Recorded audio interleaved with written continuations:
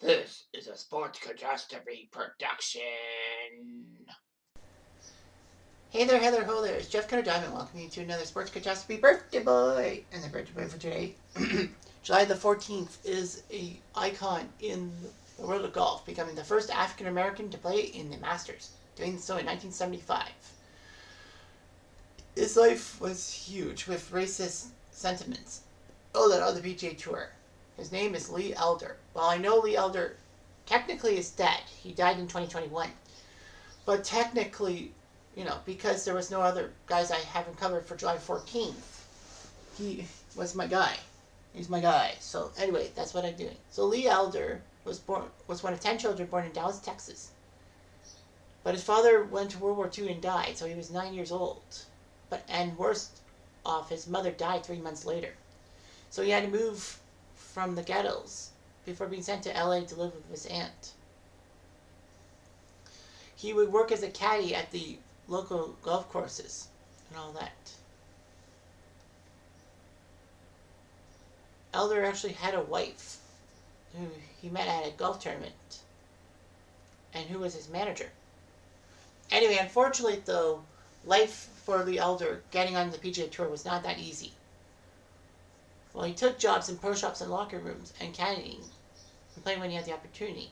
He became a hustler and actually was in a match with heavyweight boxer Joe Louis, whose golf instructor took Elder under his wing for 3 years, and Elder began playing in tournaments. He was drafted into the U.S. Army and sent to Fort Lewis, Washington.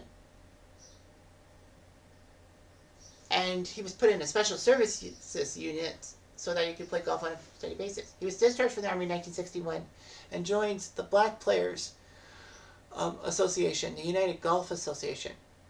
They were excluded from the PGA because the PGA said it was only for members of the Caucasian race. Anyway, he won 18 tournaments. But, of course, they didn't pay that well. Now, of course, the PGA had some issues because there were some good golfers, black golfers, who could qualify for U.S. Opens, but they basically said no. They at one time moved the 1961 PGA Championship away from Pennsylvania to Los Angeles, or vice versa. I can't remember where, but because then it's a private club, and then they don't have to allow black players. But somehow, in some way, the PGA decided in 1961 to raise the color barrier, meaning that Lee Elder, alongside other people like Charlie Sifford and Pete Brown, could get into the ways. Elder attended Q School on the PGA and took 9th place, which meant he got his tour card in 1968. And he took 40th on the money list. And he actually lost a playoff at the American Golf Classic to Jack Nicklaus on the 5th hole. But you know what? Screw that. I mean, Lee Elder losing to Jack Nicklaus and he was second? That's fantastic. He was actually invited to participate in the South African PGA Championship in 1971 by Gary Player, the legend, the Masters winner. And all that. So anyway, he did play in that tournament, even though that the country had apartheid policies kind of close to racism and segregation in the States. Elder won the Monsanto Open in 1974, meaning that he was eligible to be in the Masters tournament at Augusta because they won. Because he won a tournament and all that. And Augusta agreed. They allowed him to compete. Although the Masters in the 60s and 70s would try to tweak their qualifications for entry, saying that winners were not automatically invited. Once Pete Brown and Charlie Sifford went on tour. It was kind of stupid. But by the early 70s, Augusta got with the program. Anyway, Lee Elder shot a 74 on day 1 and a 78 on day 2, but missed the cut. But it didn't matter. He made the Masters.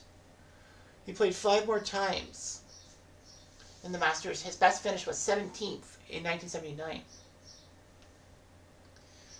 In fact, he actually competed in the 1979 Ryder Cup, which was huge, becoming the first African American to do so. He went to the senior tour and won 8 tournaments once he turned 50. But anyway, life on tour and all that wasn't so easy for him. Anyway, Lots of hate mail happened when Elder was on his way to being in the Masters. He actually rented 2 houses in town and kept moving between them and had people around him when to eat, fearing for his safety. And at the Monsanto Open in 1968, they were forced to change their clothes in the parking lot because African Americans were not allowed in the clubhouse. And then once in Memphis, a spectator picked up Elder's ball and threw it into a hedge.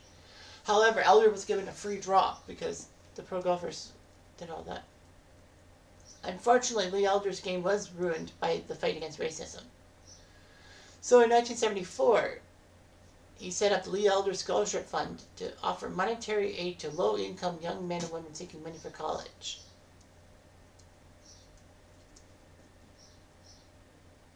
He spoke out against country clubs that still excluded black players from membership, and that was 1990. He would serve on many things.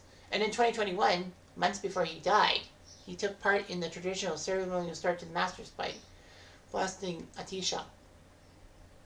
So yeah, he didn't do well in the Masters, but it didn't matter. I mean, he did okay. He got tournaments. He even won 4 times. The Monsanto Open in '74 over Peter Oosterhuis. 1976 at Houston over Forrest Felser.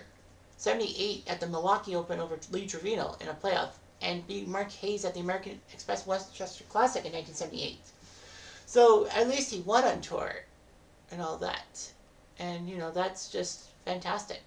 So Lee Elder broke the barriers for Tiger Woods, Vijay Singh, and many other black golfers. I can't think of right now, but it will come to me soon. But anyway, Lee Elder was the first. I wish it was Charlie Sifford because he had the talent, but no, it just wasn't meant to be. Anyway, I'm Jeff Diamond.